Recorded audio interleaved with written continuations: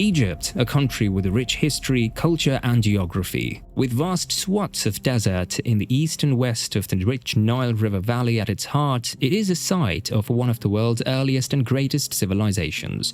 Egypt has a strategic location on the crossroads of Africa, Asia and Europe, and it controls the Suez Canal, one of the most important waterways for global trade. It has abundant natural resources such as oil, gas, minerals and agricultural land. Additionally, the vibrant tourism industry attracts millions of visitors every year to see its ancient monuments and beautiful beaches. Moreover, it's long been seen as a potential economic powerhouse. It boasts a wealth of resources, including natural gas, oil, and fertile land along the Nile River, offering a treasure trove of economic opportunities. But why is Egypt's economy not booming as expected? Why is 1/3 of the nation living in poverty? Or why is unemployment up, job creation virtually non-existent, and the Egyptian pound losing much of its value? Well, the answer is not simple or straightforward, because there are so many factors that contribute to Egypt's economic woes, some of which are external and some are internal. But before going to the details of those factors, let's have a look at some quick facts to see how bad things have become. Egypt has a population of almost 110.3 million, with a GDP per capita of $13,530. Egypt's economic freedom score is 49.6, making its economy the 151st freest in the 2023 index. It is ranked 11th out of 14 countries in the Middle East North Africa region, and its overall score is below the regional and world averages. Egypt's unemployment rate is 7.1% as of March 2023. The Egyptian pound has lost around 20% of its value against the USD so far in this calendar year. Inflation hit an all-time high of 35.8% in June, and it's not seen returning to target before 2025. According to the most recent government data, Egypt's poverty rate is close to 30%, although the true figure is expected to be higher. Many necessities like rice, cooking oil, bread and eggs have risen in price in Cairo's supermarkets. Prices for 1 kilogram of chicken or other meat have nearly doubled in the last year. In fact, according to The Guardian, 2/3 of the population is suffering from deteriorating living standards, with even the once thriving middle classes looking for second jobs and eating less. Now, although Egypt has gone through economic troughs before, but today's woes are different. And it's not like Egypt has not been complacent in the face of these obstacles. The country has made considerable strides in addressing its conditions and tackling the issues head-on. It's made considerable advances in improving its people's living standards, but the country's population still suffers high levels of unemployment, poverty, income imbalance, and illiteracy. In fact, the country is now in the midst of a profound economic crisis that threatens to disrupt its domestic, economic, and foreign policies, deepening public disenchantment and potentially fueling social unrest. And some of the causes of Egypt's turmoil date back decades, such as failed industrial development and export policies that created a persistent trade deficit. Tourism, agriculture, and manufacturing are some of the most important industries for the country's economy. However, the social and political uncertainties have adversely affected Egypt's economy, damaging these industries as well as slowing foreign investment. And the matters are made even worse by the general lack of security in the country.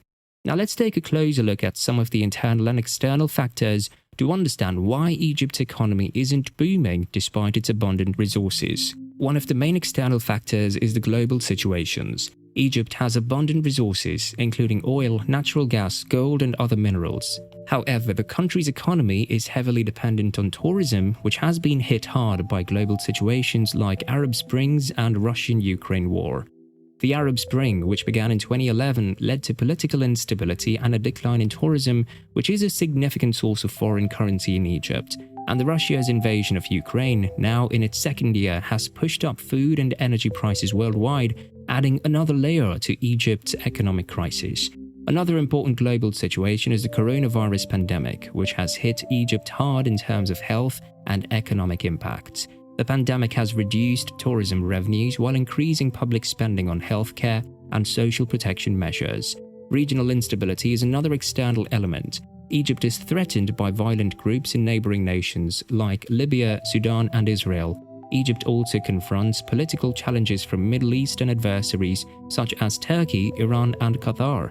Egypt has been involved in a number of regional wars and disagreements, including the Nile water sharing agreement with Ethiopia, the Gaza blockade with Hamas, and the Libya intervention of Haftar, Egypt's diplomatic connections, military resources, and economic interests have all been stretched as a result of these crises and disputes.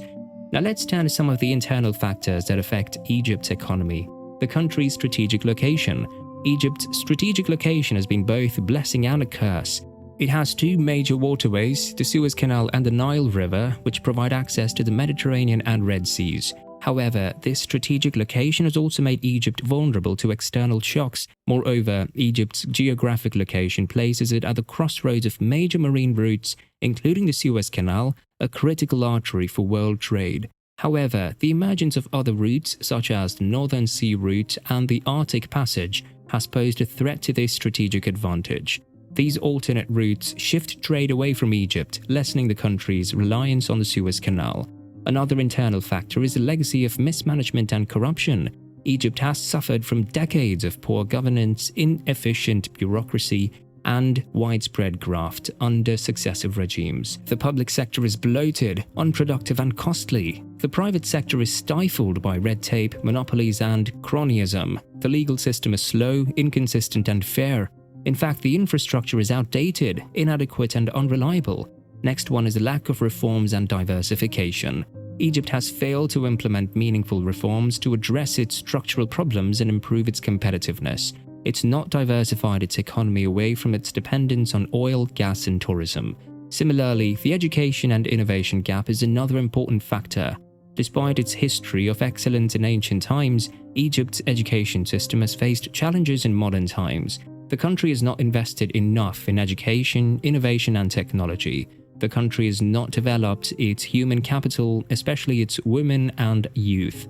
And the last one on the list is environmental issues. Cairo, the capital city, is one of the most polluted cities in the world, with high levels of particulate matter, nitrogen oxides, sulfur dioxide, and ozone. The main sources of air pollution in the country are traffic, industry, waste burning, and dust storms. Egypt is one of the most water-scarce countries in the world, with limited freshwater resources and high demand for irrigation, industry, and domestic use. It depends on the Nile River for most of its freshwater supplies, but the Nile is facing multiple threats from climate change, population growth, pollution, and upstream development. These environmental issues, including water scarcity, pollution, and climate change, pose significant challenges to Egypt's agricultural and tourism sectors.